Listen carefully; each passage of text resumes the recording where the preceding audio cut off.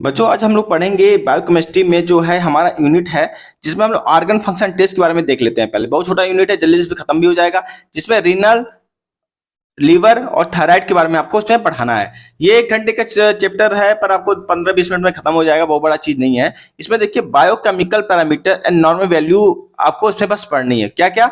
Biochemical parameter, उसकी biochemical parameter क्या है और उसकी नॉर्मल वैल्यू क्या है, बस इसी के ऊपर आपको फोकस करना है। इसमें शॉर्ट आंसर या वेरी शॉर्ट आंसर के टाइप के क्वेश्चन आपको देखने को मिल जाएंगे। तो आइए देख लेते हैं इन तीनों के बारे में, किडनी, लीवर और थायराइड के बारे में। ठीक है, मैंने जो है लैब वैल्यू जो है एक रिपोर्ट जो है मैं लेके आया हूं। ये लैब वैल्यू आपके सामने शो कर रहा होगा, आई होप आपको दिख रहा होगा बहुत बढ़िया से। ठीक है, तो इसमें ध्यान से देखिए, तो बायोकेमिकल पैरामीटर और उसकी जो है रेंज। तो ये बायोकेमिकल पैरामीटर दोस्तों ये रहा, ये क्या है आपकी बायोकेमिकल पैरामीटर। ये रहा आपकी बायोकेमिकल पैरामीटर, ये पूरा बायोकेमिकल पैरामीटर है और इसकी रेंज है। ये क्या है? रेंज है। ठीक है दोस्तों, जब आप ब्लड देते हो तो ब्लड देने के बाद जो है किडनी में, लीवर में क्या दिक्कत आई है, थायराइड में क्या दिक्कत आई है, उसके द्वारा ये जांच की जाती है। थायराइड की जांच जो है खाली पेट कराई जाती है, ये दोनों लीवर और रेनल की जांच कभी भी कराई जाती है। ठीक है, तो इसमें जो कि बायोकेमिकल पैरामीटर ये डिफरेंट यहाँ पे दिए गए हैं, जो कि आपको शो कर रहा होगा। मैंने डायरेक्ट लैब वैल्यू से लेके आई तो आपको ज्यादा समझ में आएगा। ठीक है, इस कारण जो है मैंने आपको लेके आया है। और इसमें देखिए बच्चों, पहले लीवर फंक्शन टेस्ट के बारे में, तो इसमें देखिए आपको जरा डिटेल में पढ़ना है, बस आपको रिपोर्ट देखनी आनी चाहिए। तो देखिए इसमें क्या है, सीरम बिलिरुबिन के बारे में, जो कि टोटल है। सीरम बिलिरुबिन डायरेक्ट है, सीरम बिलिरुबिन इनडायरेक्ट है। ठीक है, फिर सीरम प्रोटीन होता है, सीरम एल्बुमिन है, सीरम ग्लोबुलिन है। Serum albumin by globulin ratio है, जो कि आपको वीडियो में आगे आएगा आपके। ठीक है, आपके सिलेबस में भी है। फिर एसजीओटी, एसजीपीटी आपको मैंने पढ़ा रखा है, और सीरम एल्कलाइन फास्फेट। ठीक है, ये भी मैंने आपको पढ़ा रखा है। जो है हम लोग ने एएलपी के नाम से ये जो था हमने पढ़ाया था आपको एएलपी, आपके सिलेबस में भी जो है ये दिया गया था। सिलेबस में देख लीजिए, तो उसमें जो है एएलपी के बारे में आपको यहाँ पर पढ़ाया गया था। देखिए यहाँ पे शो कर रहा होगा एएलटी, एएसटी। एएसटी किसको कहते हैं? हमने पढ़ाया था आपको एएसटी के बारे में। एएसटी किसको कहते थे? हाँ, एस मतलब गधा पढ़ाया था मैंने, उसका दोस्त क्या था? गोट था। गोट मतलब एसजीओटी, तो एसजीओटी यही है बेटा, यही है। इसी को क्या कहते हैं? एएसटी। ठीक है, और इसको क्या कहेंगे हम लोग? एएलटी। ठीक है, तो आपको मैंने फुल फॉर्म सारा चीज पढ़ा रखा है एसजीओटी, एसजीपीटी के बारे में।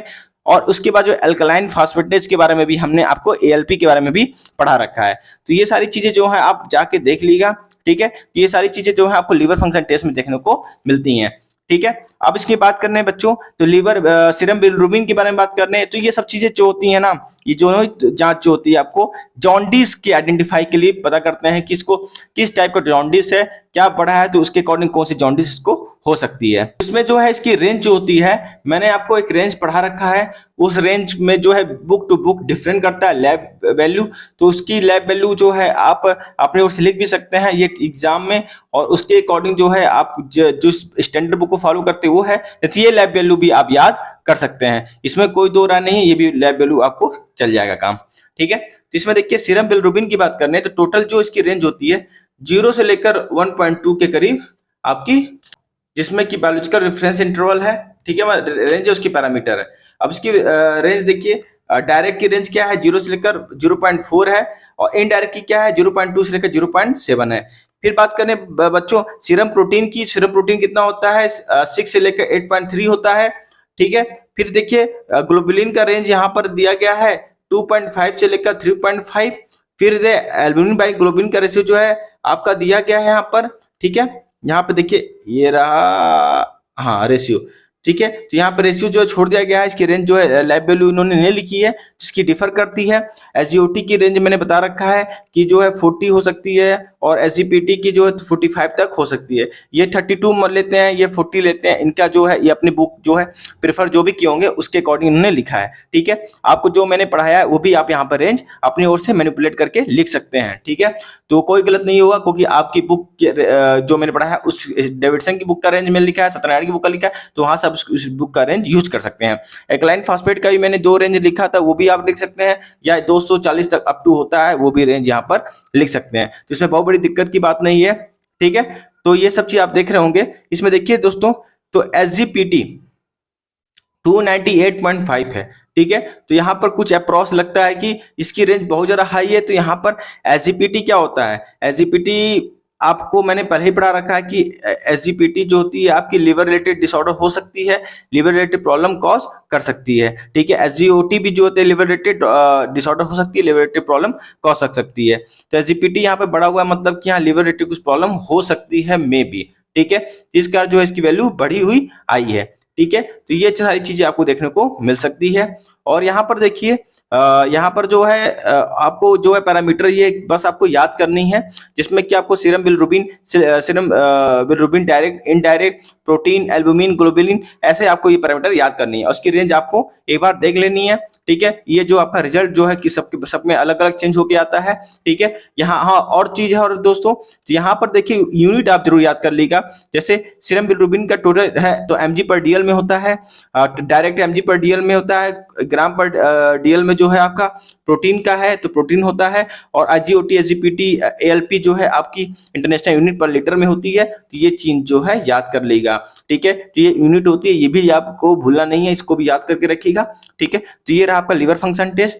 अब आता है नेक्स्ट आपका किडनी फंक्शन टेस्ट की। तो किडनी फंक्शन टेस्ट में आपको क्या क्या देखना है, जिसमें पैरामीटर जो आती है serum urea, serum creatinine, BUN, ठीक है, और या आप आती है सीरम यूरिक एसिड। इसमें आपको 4 पैरामीटर देखने को मिलते हैं। सीरम यूरिया जो होती है इसकी रेंज जो होती है 13 से लेकर 43 तक हो सकती है। क्रिएटिनिन की रेंज जो होती है 0.6 से लेकर 1.2 तक हो सकती है। BUN की रेंज जो है यहाँ पर नहीं दी गई है, ठीक है, क्योंकि ये डिफर करती होगी, बहुत ज्यादा वेरी करती होगी, तो उसको अपने अकॉर्डिंग जो है एडजस्ट करके लिखनी होती है, ठीक है। जिसमें कि और सीरम यूरिक एसिड की बात करें तो इसकी रेंज होती है 2.6 से लेकर 6 तक होती है, ठीक है। तो ये 3 रेंज जो है आप याद कर लेगा, और आपको जो है इतने रेंज पता होनी चाहिए, जो कि स्टैंडर्ड रेंज है। ये रेंज जो है आपको हैरिसन की बुक मिल जाएगी, जो कि स्टैंडर्ड रेंज होती है। कहीं कहीं जगह 1.3 भी लिखी होती है, 1.6 भी लिखी होती है, ठीक है। इसमें जो इसकी यूनिट होती है mg/dl होती है। दोस्तों यहाँ पर हम बात करें थायराइड, देख रहे होंगे कि यहाँ पर जो है आपको हार्मोन्स और उसके जो है रेंज जो है देखने को मिलते हैं। ये रहा आप दोस्तों आपको पैरामीटर, जिसमें T3 T4 TSH का जो है 3 रेंज दिया गया है, और उसके जो है रेंज जो है इस प्रकार आपको दिए गए हैं। पहले सीरम T3 की जो वैल्यू रेंज देख रहे होंगे आपको, तो यहाँ पर जो है 0.58 से लेकर 1.59 देखने को मिल रही होगी। यदि इसके बीच में आ रहा है तो उसमें कोई दिक्कत नहीं है। यदि सीरम T4 की वैल्यू जो है आपको 4.87 से लेकर 11.72 देखने को मिल रही है, तो यहाँ पर 6.58 आ रहा है तो कोई दिक्कत नहीं इस रेंज के बीच में। यदि ये ऊपर नीचे होती है तब आपको यहाँ पर गड़बड़ देखने को मिलती है। और TSH की लेवल 2.36 से है, ठीक है। तो यहाँ पर इस रेंज के बीच में ही है, जो कि आपको 0.35 से लेकर 4.94 दिया गया है। यदि इसकी वैल्यू जो अप एंड डाउन होगी तब हाइपो और हाइपरथायरॉयडिज्म आपको देखने को मिलता है, उसके अकॉर्डिंग मेडिसिन चलाई जाती है।